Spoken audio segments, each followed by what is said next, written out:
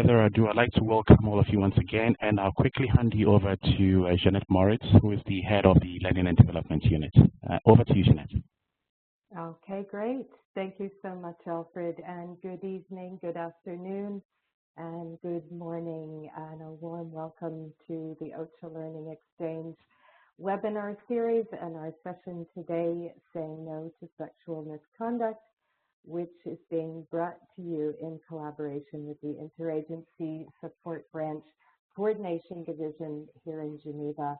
And we're so delighted to see many of you who have joined us today from across the OCHA field offices, the HQ branches, and I believe there's a number of partners who have also joined. So a very warm welcome to you all with thanks for making the time. Our topic today on saying no to sexual misconduct is indeed a critical topic. The focus for today will be on protection from sexual exploitation and abuse, PSCA, with the understanding that we all, in all of our different functions, working across the humanitarian sector, that we have a role to play in preventing sexual exploitation and abuse, and in the event of its occurrence of any misconduct, that we ensure we uphold the PSCA standards at all times. And so to assist us today, go deeper into this topic, to develop our knowledge, our awareness on the policies, the frameworks, and the standards, the actions that must be taken. I'm super pleased to have Wendy Q, who is our Senior PSCA Coordinator, along with Adriana Zaran, PSCA Advisor, both in the IASC Secretariat here in Geneva.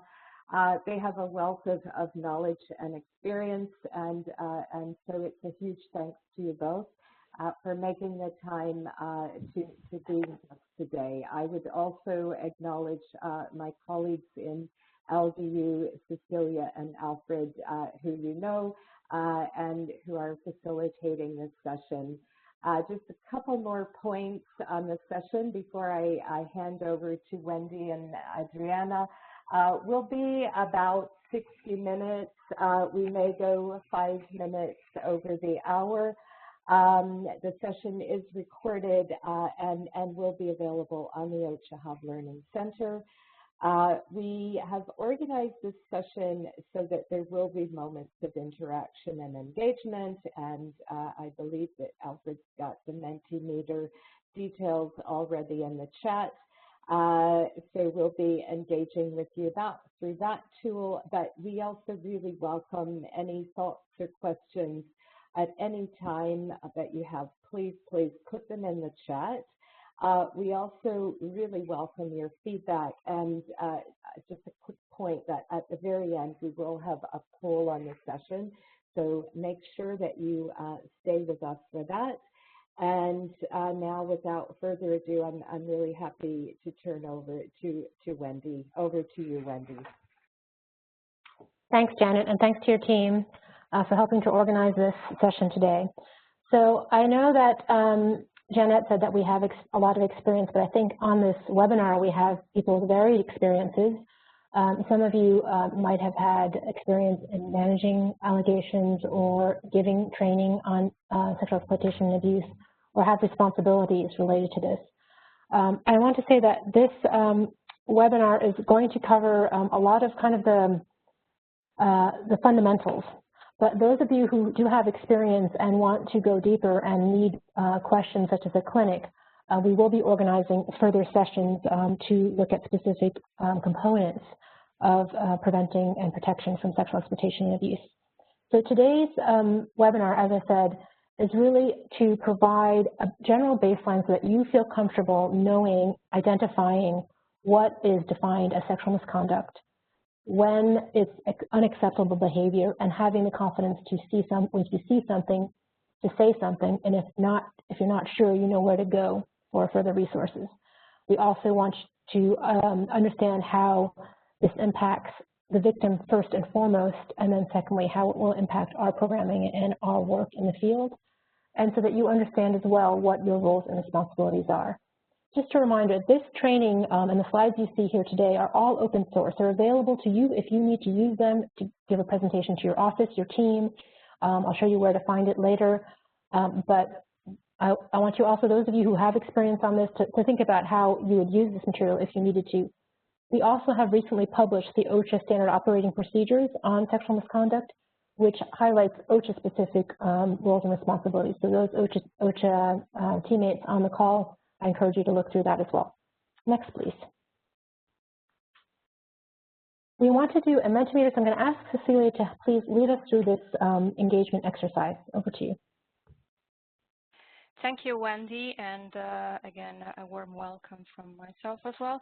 As you may know, we really like and we really appreciate engaging with you throughout the webinar, and specifically at the beginning, we want to hear from you. So what you will see now on your screen is a series of questions, and we would invite you to please log in if you have not yet done it to the www.menti.com.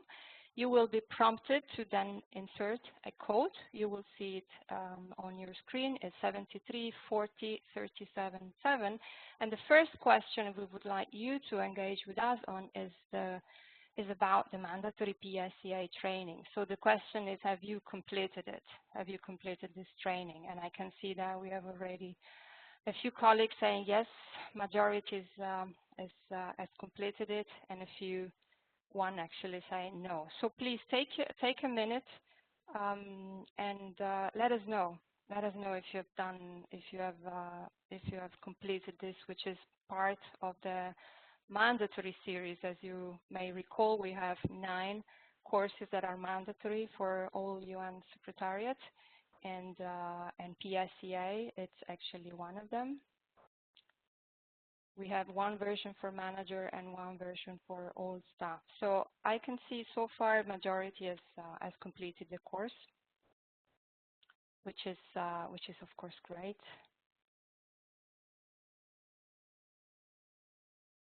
And all of those who have not yet taken it, you know that you may find the course on the Inspira platform if you are part of the UN Secretariat, and for partners there are other websites, and we will be very happy to provide the website where you can complete this training if you're not part of the UN Secretariat.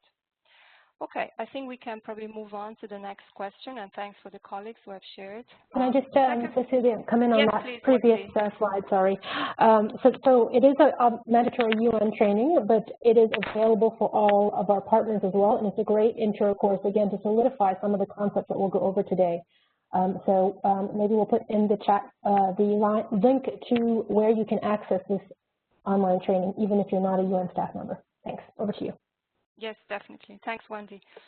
So the second question is about how many allegations of PSEA were reported UN-wide in 2019. So what do you think? Is it between 50 and 10 and 100 or more than 1,000?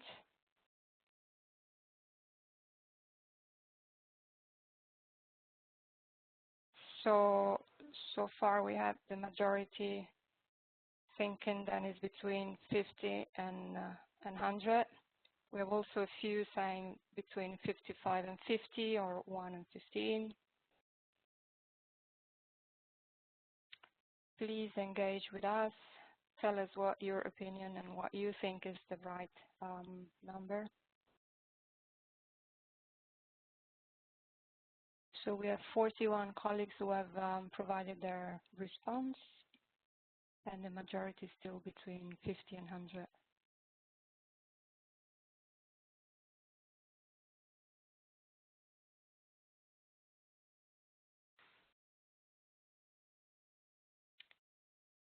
Let's maybe wait for another few seconds.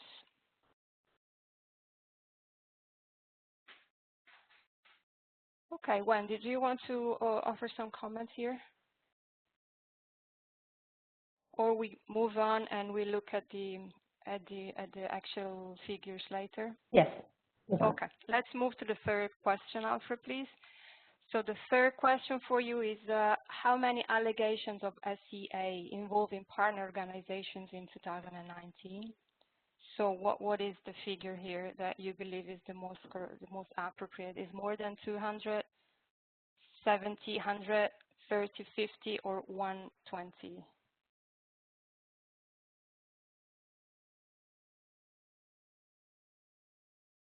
So far, the majority of you is indicating more than 200. And we have 36 colleagues who have responded.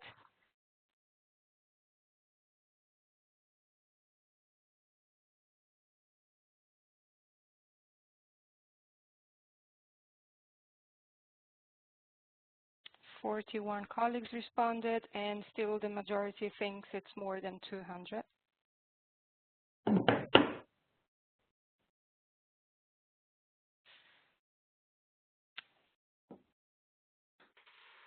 Okay. Let's see maybe the last question before we hand over to Wendy and Adriana to comment some of the findings that we saw here. So the last question is, are you concerned about sexual exploitation and abuse in your current workplace? And you have three options here. Is not concerned at all, as there are very strong prevention measures in place. You have some concern, or you're very concerned. And we have 22 colleagues who have responded here, and you have either some concern or not concerned, and some are very concerned. 4, 6 very concerned. And we have 45 colleagues so far.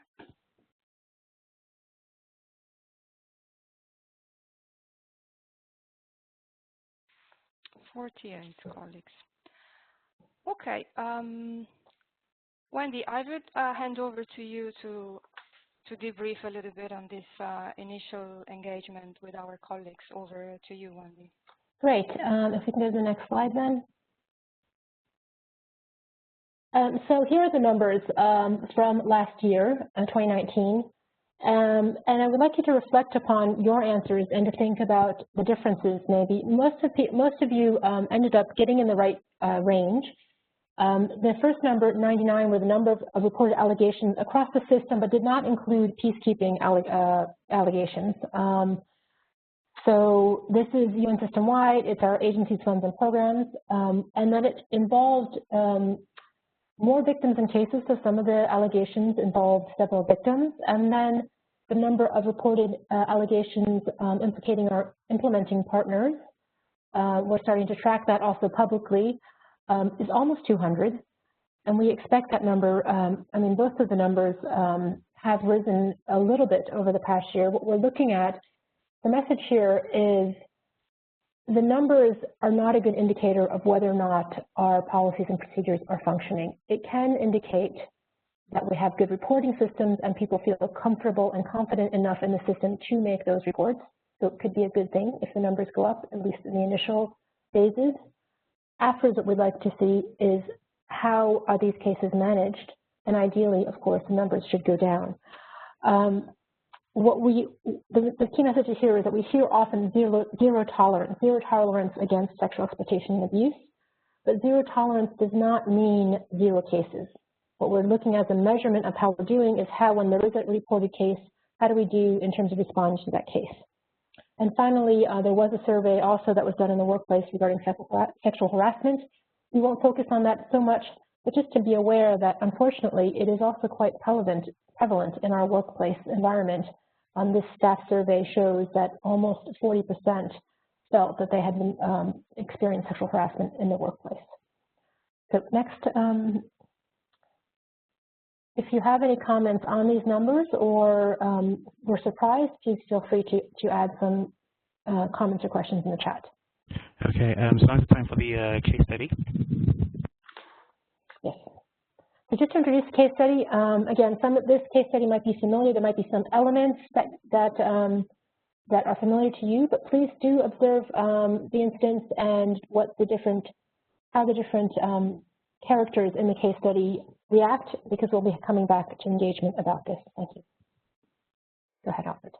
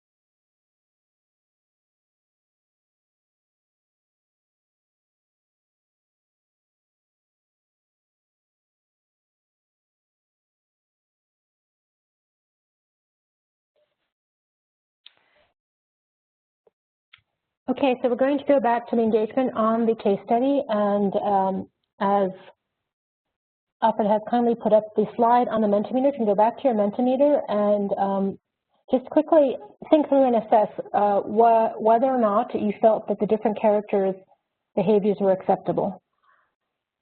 And while you do that, I just want to open a parentheses and again say that this material is part of a longer full-day workshop that was designed to be an in-person workshop for our implementing partners or other partners on this topic, and is meant to be delivered at the country level so that you can bring attention to codes of conduct and so on that you have in your specific context. Please know that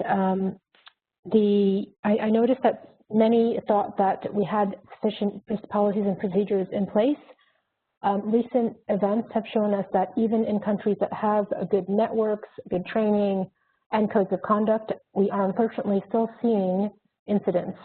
So we do need to look more closely at what we have in place and where we need to strengthen to ensure that this doesn't happen.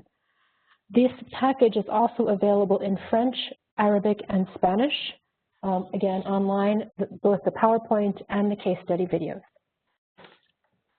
Okay, so we have 26 people who have responded. You can, I believe, make a vote for each of the characters, not just one.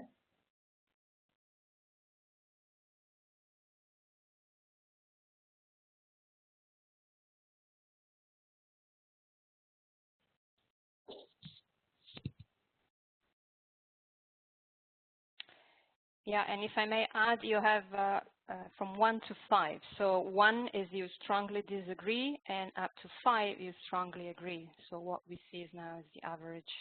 Okay, so okay, now I understand what I'm seeing the answers here. Yeah. So the average response for ABO, yeah. not one person responding, but there's pretty much a consensus around ABO's behaviors were not acceptable.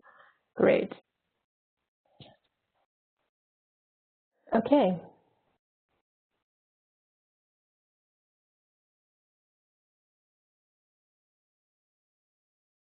Can we move then to back to the presentation? And if you'd like, you can write in the chat a little bit of a justification. Those of you who differed a little bit on the responses could explain. I know there are many different extenuating circumstances. So let's just run through this in terms of the case study.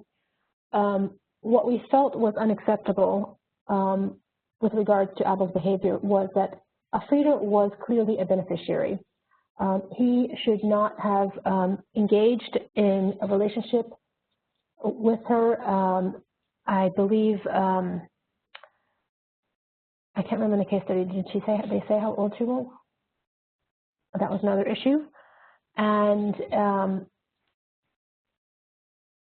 as we can see in the slide, we do understand that Afrida might have felt that she doesn't have many choices, but we felt Lara did not need to push her friend into a situation where she was vulnerable to sexual exploitation.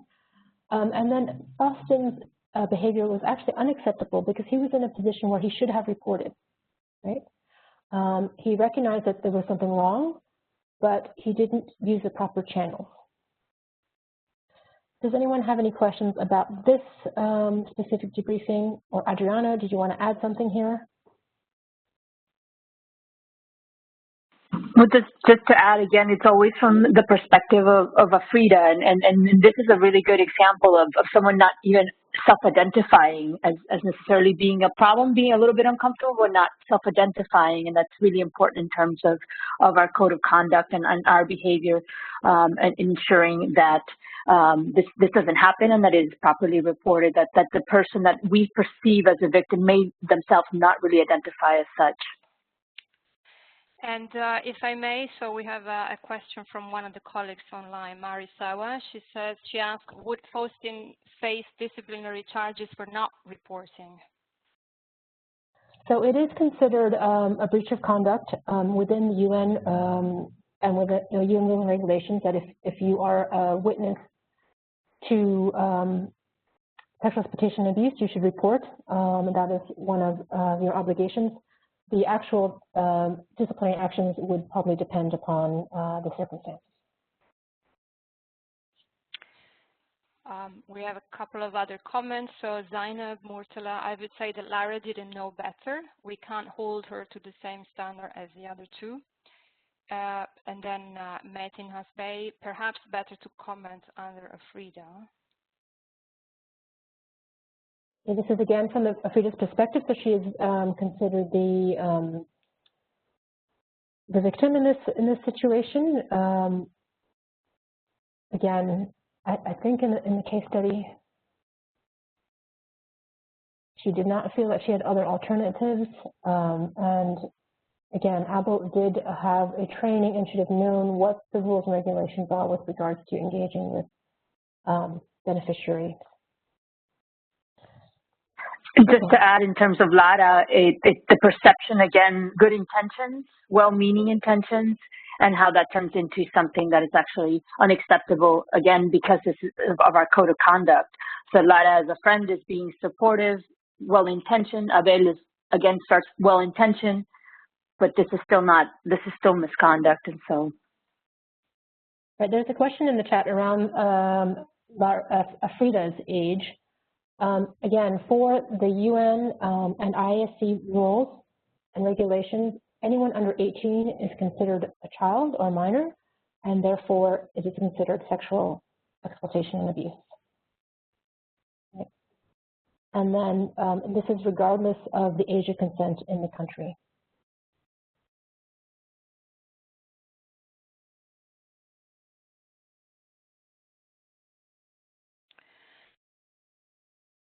So we have, another couple of comments.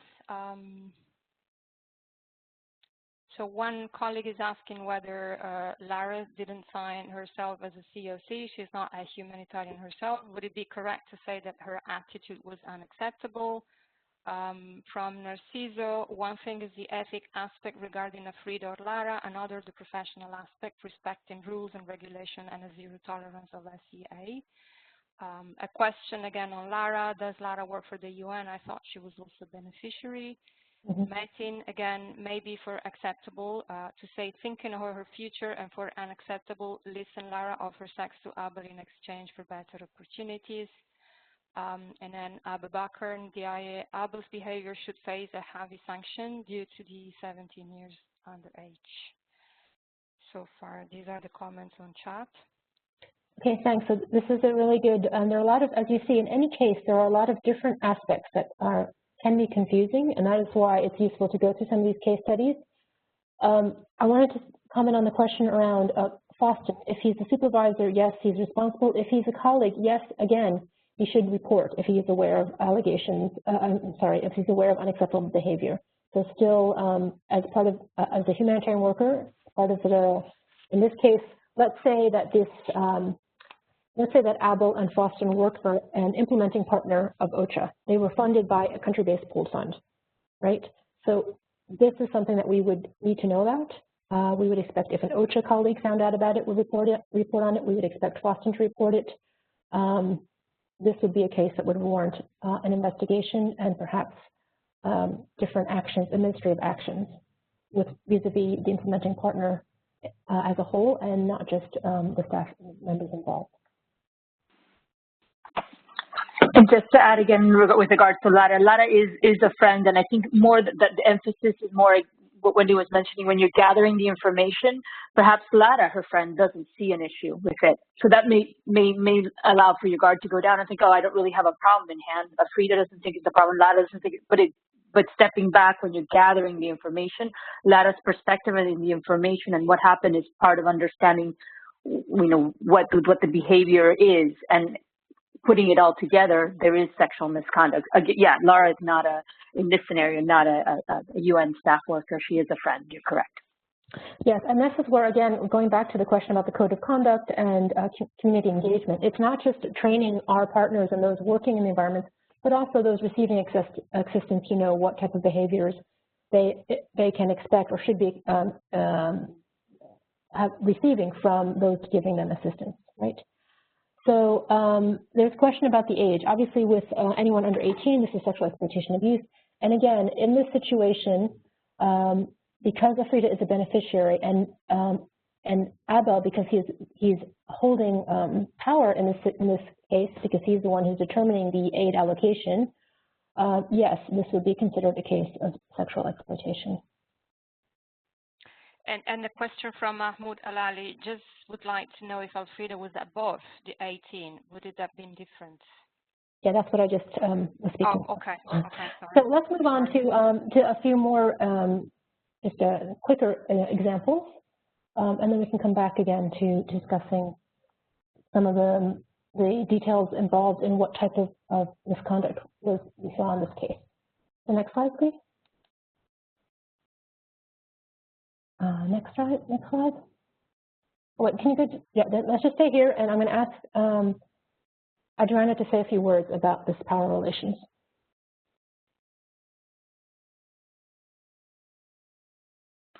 Thank you, Wendy. In terms of demystifying power relations, I think what's, again, really important is to think from the perspective of the person who has less power. It's not always so obvious who controls. It's obvious in some situations where it can be clear that the government or the military or police holds a lot of power, but to really think of that a lot more broadly, in a lot of households, obviously a parental figure can hold a lot of power. In some societies, a male figure can hold a lot of power over females, just generally speaking. Again, in scenarios in classrooms, for example, teachers can hold a lot of power.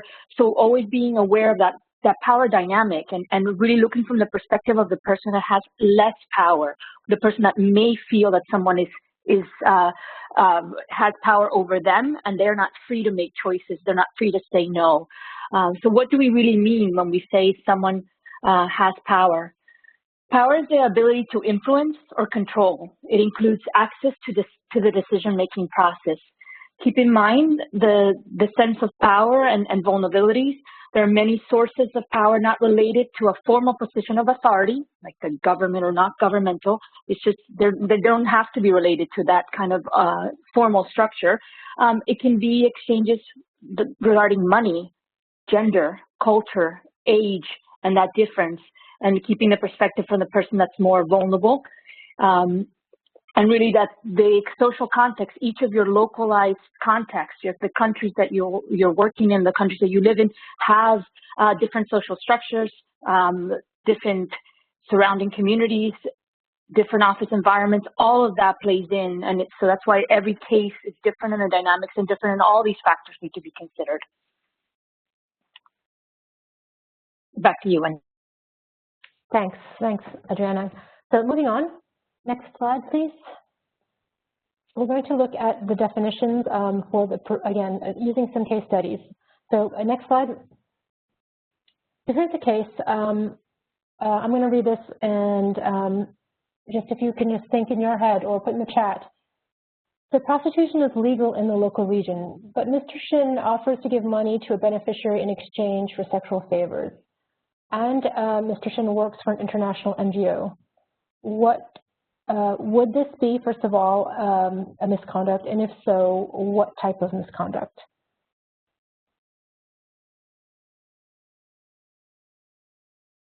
So again, if you can just put in the chat or put your hand up if you want to speak.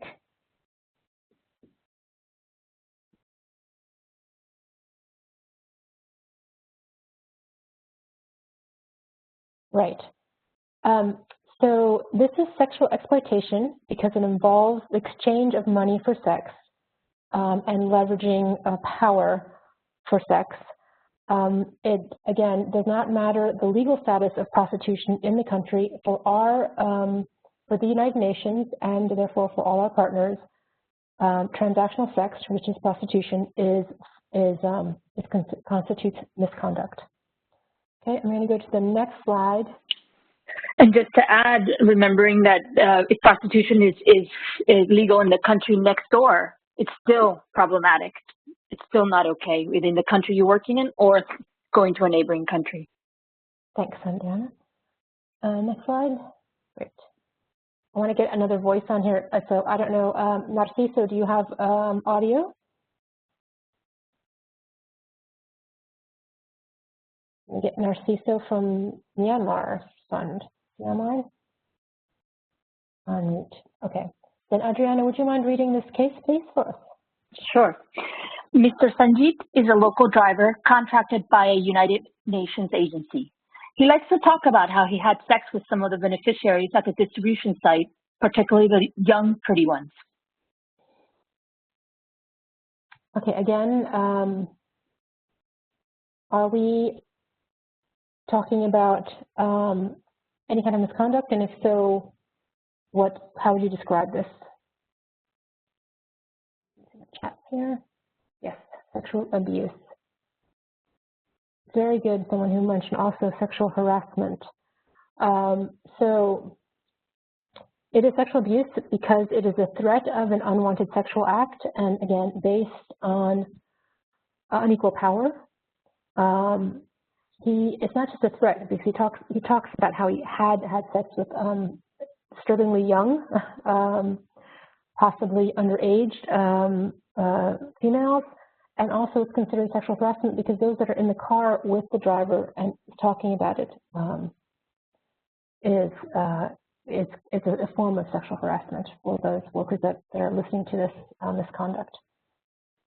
So again, and then in this situation, if you thought about it, what would you do if someone was speaking like this? Would you know how to address it? Right. Adriana, do you want to come in and add anything here?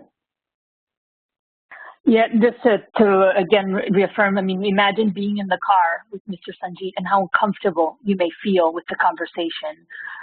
So it's not that he's just talking. I mean, really from the perspective of the person in the car, how uncomfortable you're feeling, and that's the sexual harassment part. Obviously, when we're talking about young children, that's unacceptable. And so all of the different layers of misconduct are there.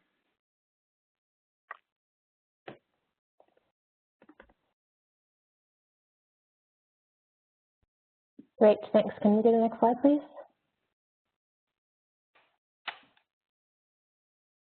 So we're going to go through just a quick review of the definitions. Again, one of the things that we often receive in terms of questions when we're delivering this training is also the difference between wider issues of sexual violence, conflict-related sexual violence, or gender-based violence, and sexual exploitation and abuse. And so within the context of the UN rules and regulations and the IAC principles, sexual exploitation means something that's committed by a humanitarian worker. And here it's us in the larger sense, not just UN employee, consultant, anyone operating under the UN flag, anyone receiving, even someone who's distributing on our behalf is considered to be bound by these obligations, right? And then it's a transaction that is, it's a situation that you're using your power based upon the fact that you're providing assistance to get sex. That's what sexual exploitation is. It involves transactional sex in exchange for jobs, favors, hiring sex workers or prostitutes. In sexual exploitation, then, the humanitarian aid worker, again, in the larger sense, is us, where the victim is a beneficiary or someone who's receiving assistance, an affected person, and is therefore in a position of vulnerability. And sexual exploitation can include the threat of sexual exploitation in addition to the act itself. And it can be, nowadays, it can even be done through text or email. It's not just, physical interaction. So let's go on now to the definition of sexual abuse, and I'm going to hand to Adriana to speak to that. So sexual abuse involves sexual assault by force or coercion. It includes not only rape, but any other sexual activity that is not consented. Any sexual activity with a child under 18 years old, irrelevant to the age of consent in the country where you're working, is considered to be both sexual assault and child abuse. In sexual assault, the perpetrator is a humanitarian aid worker, so the us that you see above, whereas the victim is a beneficiary, a person of concern, or other person in a position of vulnerability. Sexual abuse includes the threat of an unwanted sexual act as well as the act itself. Great, thanks. Thanks, Adriana. And then finally, we've included on this slide sexual harassment, which is when it is workplace. I mean, it's usually in a workplace environment, but it can be any aid worker against another aid worker within the same organization. It's unwelcome words, acts, or gestures. And I think the message here is, how is the word, act, or gesture received by the person, the perception of the person receiving that? If it's intimidating or inappropriate or unwelcome, this is sexual harassment. Okay, so it can include a sexual assault, but can also range from speaking inappropriately, inappropriate jokes, creating an environment that is intimidating or hostile. Finally, just a few key messages that to understand that we often talk about now in this training, sexual misconduct. So all three forms are sexual misconduct.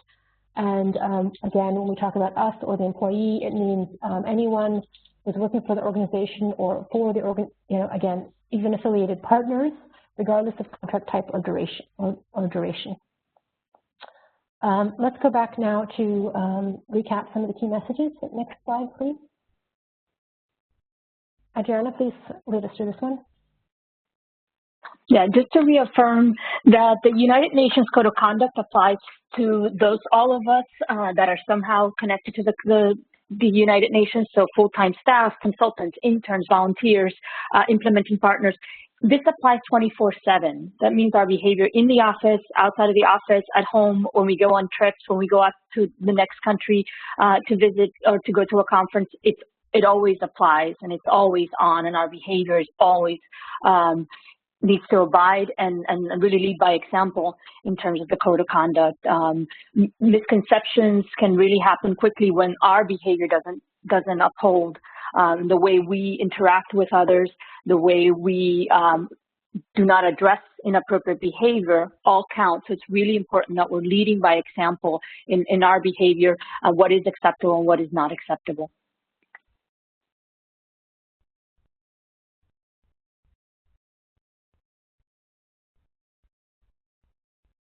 Back to you, Wendy. Thanks. Next slide. And I'm going to get a different voice in. I'm going to ask Narciso to just go through the 6 core principles for us.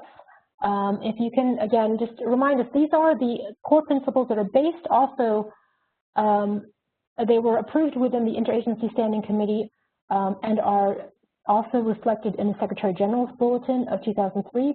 But this last year, we strengthened principle number 4 regarding relationships with beneficiaries and moved that from strongly discouraged to prohibited. But if, Narciso, if you can unmute yourself and just go through some of the 6 principles for us so we can have a reminder of what they are. Yeah. I'm unmute now? Yes, thank you. Okay. So, number 1, CAA constitute acts of gross misconduct and are grounds for termination on employment, no second chances. Number 2, sexual activity with children under 18 years old is prohibited, no sex with children. Number 3, exchange of money, employment, goods or services for sex is prohibited, including hiring prostitutes. Don't hire, bribe anyone for sex. Number 4, any sexual relationship with beneficiaries that involves improper use of position is prohibited, no sex with beneficiaries. Number 5, humanitarian workers are obligated to report any concern regarding CAA by fellow workers. Always report CAA. And number 6, humanitarian workers are obliged to create and maintain an environment which prevents CAA. Discourage CAA around you. Thanks, Amelia and Narciso. So I hope this is clear. We try to encapsulate the 6 principles. Again, on number 1, if you are found, if a humanitarian worker is terminated because of sexual misconduct, your name will go into a database and you'll never be employed again by the United Nations. If you leave during an investigation, that will also be recorded. So we are trying to prevent perpetrators from moving around the system. This has been an incident that was in the news in the past that this has happened. And again, under number 5, you are obligated to report. And we also encourage everyone having a role, not just managers and leaders, but everyone having a role to ensure that these principles are known and that the systems are in place in order to report and to make an environment free of sexual exploitation and abuse and sexual harassment. So next slide, please. And here we wanted to emphasize that these codes of conduct are not just for the UN, but also all our partners. We've now seen a big push to ensure in all of our contracts with implementing partners that the standard operating procedure, the principles are reflected, and that that implementing partners, anyone who's entering into a contract with the United Nations, must have certain safeguards in place. They must report also if there is an incident, and we will look at how the case is being managed. Again, it's not just that there shouldn't be any reports, but it's how the response is done when there is a report. Have the appropriate actions been taken? What is the organization doing to strengthen their codes of conduct? What's the organization doing to vet how they recruit people and how they manage that case? Okay. If there are questions regarding that or the 6 principles, please put them in the chat. And I'm going to go to the next slide on how to report SEA. So for OCHA staff, there is mandatory reporting. You can report through, again, each duty station might have different reporting frameworks. Sometimes you might have a hotline or a local OIOS conduct and discipline team hotline. You can also report directly to the OIOS headquarters. You can report anonymously. You can report to your human resources focal point or through the executive office. And so it's important that you know what both who you can turn to if you need advice when you're not sure what you've seen or how to handle a case. You have to also think about if you report something, will you put someone in danger? And that's probably the first consideration, ensuring that the possible victim, that the victim or the person who's the target of sexual exploitation abuse is protected and is in a safe location before you go ahead and take any action that might put that person in danger. And just to add that you don't have to be 100% sure of what you saw. If you have a good faith suspicion that what you saw, something seemed off, it's important to report it so that there can be follow-up, that you don't have to be 100% sure. You're not saying what you saw is for sure sexual exploitation or abuse, but you're concerned with what you saw. Then please report.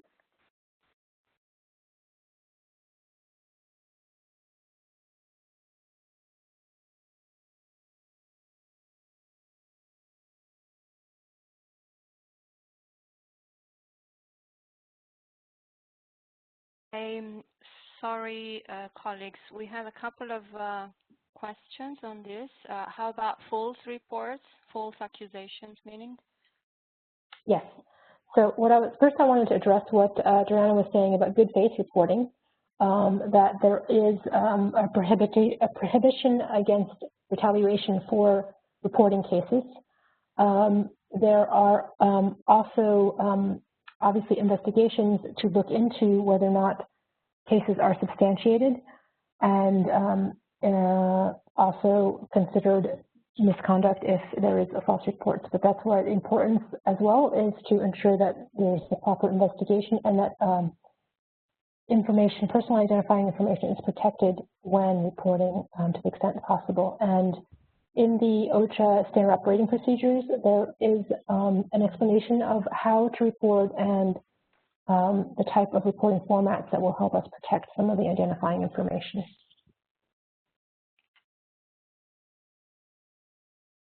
Again, I know that also in many of my trainings this question comes up about false claims or possible malicious claims. I'm really seeing that that's really a small percentage of what we're dealing with. So it does exist, but we do need to be aware that what the larger problem is. Okay. Any other questions? And just to add, yep. Go ahead. Sorry, just to add that false claims of retaliation are against the code of conduct. purposely reporting something you know to be false is against the code of conduct, those will have consequences. And when we're talking with regards to retaliation, the ethics office will step in to review possible cases of retaliation or remedial actions. But purposely reporting something falsely will have consequences. It is against the code of conduct. Thanks, Adriana. Very clear. And I wanted to direct you to some more resources. If we can go to the next slide. Yes. So as I mentioned, this training and any associated videos, the PowerPoint, training videos, case studies, handouts, they're available for you to use if you are required to deliver training or use part of it. There's a great video on that site as well called What If It Were With You, which looks at different cases of abuse from a victim's perspective. The training material is available in French, Spanish, and Arabic, and hopefully we'll have soon in Russian and Portuguese as well. This website is the IAC website, where there are also different resources regarding the code of conduct, so the 6 core principles, and you can also have different examples of posters and communication material, as well as other specific policies related to victim assistance, related to good practice on creating community-based complaint mechanisms, and some information on investigations. If your partner needs funds to hire investigators, there's an OSHA investigations fund. So that information is here on the ISC website. And then for OSHA staff, there's also an internal SharePoint, which goes into the standard operating procedures and our rules and regulations there. So I am going to stop there and ask Adriana if there was something that I missed and you want to come in and add to. I think we've hit all the key points, and I think it's just a really, hopefully this presentation has really heightened the need for everyone to be part of the commitment to stop sexual misconduct, to report it, to create environments where the behavior is not tolerated. So really, we have a lot of resources, and we'll share again afterwards to make sure everyone has them. There's a lot of great material there, and again, to stress that the material that you're seeing can be adapted and easily adapted, and we can help you adapt if you're having challenges in terms of adapting for your local context. There's a lot of great material already out there to do trainings, to do refreshers, and to really ensure that everyone understands that they're key to that, from the security guard in front of an office to the driver to the staff. Everyone's part of identifying, preventing, and responding to SEA. And we have a question on chat, if I may, from Tsukasa Katsube. So I would like to seek for clarification on the definition slide. So is there any case of us plus beneficiary relationship under the definition of sexual harassment, or everything involved with beneficiary is categorized as abuse?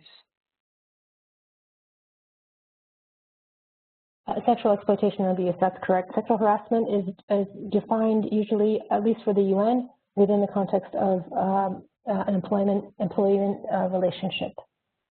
Adriana, do you need to comment there? I can only imagine if you have a scenario where a beneficiary somehow is playing, is part of the workplace somehow, you know, that would be the combination. But yeah, so when we talk in this setting, when we talk SEA, we refer to us and the beneficiary. When we talk sexual harassment, I always like to add in the workplace, because there's the general sexual harassment that happens when someone walks down the street and a man shouts vulgar words at a woman, for example. That's sexual harassment. But we're, in this context, we're referring to sexual harassment in the workplace and what the dynamic is, and it's between employers and employees of all different levels. I just want to urge, again, also more efforts on the prevention side and the knowledge and awareness of our codes of conduct. There is a lot of material that's out there. There are different ways that we've engaged with communities and engaged with our partners to make sure they're aware of it. Because when there is an incident, it can really derail the trust in the communities that we're working in. It can also affect our relationships with the governments in those countries where we're working. It can result in program suspension in areas, and it can have lots of unintended consequences that are far greater than we would like. Obviously, it's very horrific consequences often for the victim or maybe that community itself. But what I've been seeing in recent cases coming out, there's been a lot of reputational damage, but also it affects again, what we're trying to do in terms of reaching people in those communities. And often it's affecting places where we have limited partners and we're already having difficulty reaching some of those people that need assistance. So it's much better to invest upfront in prevention and to make sure that anyone involved in the aid delivery program, even your daily workers, are aware of these obligations. We're also looking at trying to bring together some good practice on how we can change the way we deliver programs to minimize risks. And we look to you if you have some good practice to share with us. Again, this is a learning exchange, so it'd be great to hear from you if you have some examples on what we could also incorporate and share with others to strengthen this protection from sexual exploitation and abuse and sexual harassment. Over.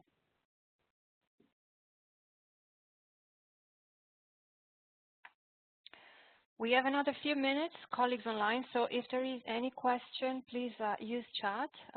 We have a few minutes to go.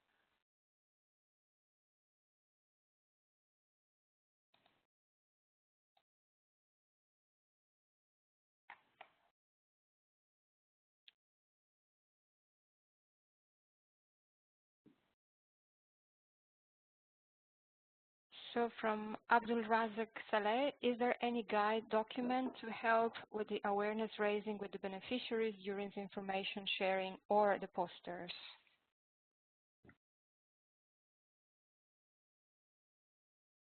And from Melissa, survivor/victim is a more empowering and person-centered term.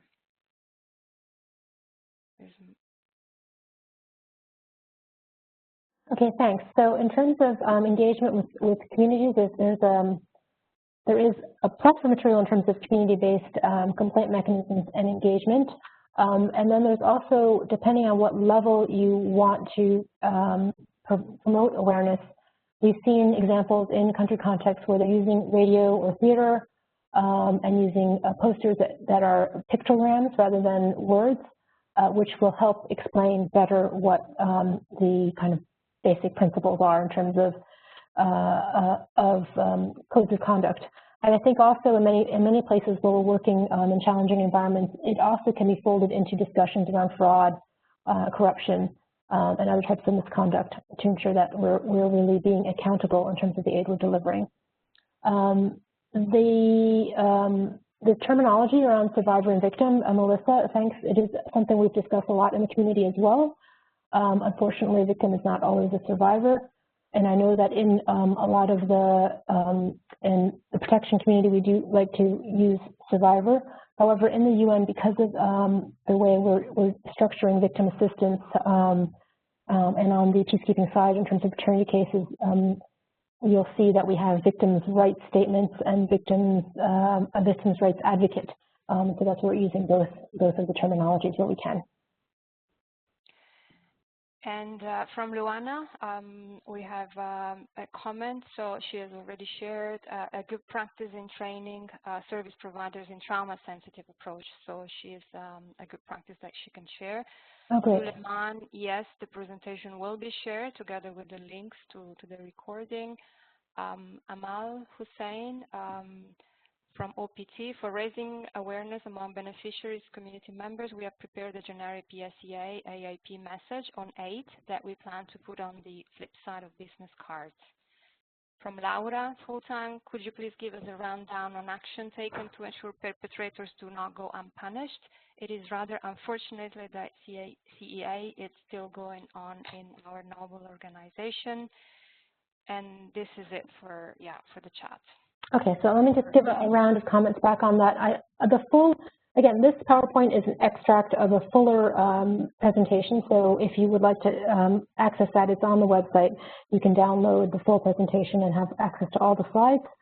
We'll share the link, I think, afterwards as well. And Amal, you have a lot of good practice in your region, and it's great. We'll try to make those cards available when you have them in our SharePoint so that other OCHA colleagues can see how we can use them.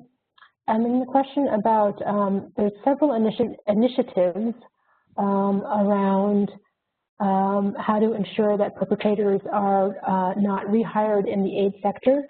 Again, most of our investigations, on this have to do with administrative actions, right? So if there's a perpetrator, that person will be dismissed, and then depending on the gravity of the case, may or may not be referred to national courts or for a criminal liability. However, this misconduct, as we mentioned, is zero tolerance, and there's so there's several initiatives to prevent the perpetrator from ever being rehired again in the aid community. Both on the UN side, we have a database called ClearCheck. Your name would go into that database if you are found guilty of misconduct. And on the NGO side, they're promoting what's called a misconduct disclosure scheme, so that when there's a reference check from a previous employer, that statement of conduct would be included. There's another initiative that's being sponsored on the donor side, sort of aid worker registration scheme that's in its early stages, but there's a lot of initiatives going on to try and prevent that from happening. We also like to work at the country level with operations management teams to ensure that at the country level there are also ways to ensure that human resources colleagues can share information and make sure these people are not on rosters and not reemployed. And maybe a last comment from Myanmar. Myanmar CBPFs require PSCA mandatory training and specific policy to funded partner, and PSCA is included in all refresher workshops, also working with the PSCA network to enhance prevention and reporting survivor support. Okay, I think with this, I would hand over to Jeanette Moritz for the closing remarks. And meanwhile, maybe we can move to the final poll on Mentimeter, Alfred. So over to you, Jeanette.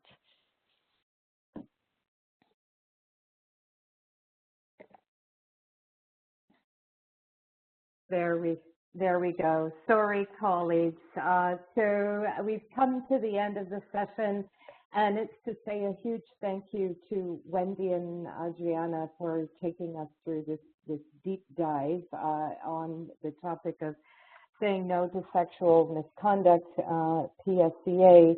And it's obvious that, there's more work to be done. We have made advancements, but much more work to be done. And indeed, as Wendy and Adriana are encouraging, do go deeper into the topic. Make sure that you understand the basic concepts, the SOPs, the guidance, and take an active role in ensuring that we present SCA, and that in the event, again, we uphold the standards. And so, again, as Wendy has mentioned, there will be other topics that go deeper in PSCA, SHA, and do join us. And in the meantime, check the resources out. I must share that this is our last Learning Exchange webinar of 2020, and we are planning to run it again in 2021 with another set of topics, and possibly, again, building on this foundational webinar in PSCA. So thank you for joining us, and keep in touch and do the poll. I see that the responses are coming in and certainly indicating that this webinar has been effective, that you have learned, you have increased your understanding, learned about how we can contribute to ending sexual misconduct. We see that some are very well versed, so they're in the other end of the spectrum. They've learned a little, and then we have a number in the middle. So colleagues, if you haven't completed the poll, please do so. Your feedback is really important, and please keep in touch by email or put another comment in the chat if you have any other questions, resources, or ideas, lessons, models, good practices to share. It's really great to see that exchange coming out through this short session. And so we know that there's a lot more learning and expertise to be shared across the colleagues. So please, if you haven't completed the poll, just take a second before you leave us today and let us know your feedback. And on that note, I will say thanks so much again to Wendy and Adriana, Cecilia, Alfred, and of course to all of you for joining us and making this webinar a productive learning experience. Thanks so much thanks to you, Janet. Thanks to all participants, and thanks for your chats and engagement. And good luck in going forward. Thanks so much again. So Wendy, we will be in touch, and Adriana, thank you. And I think it looks like our polling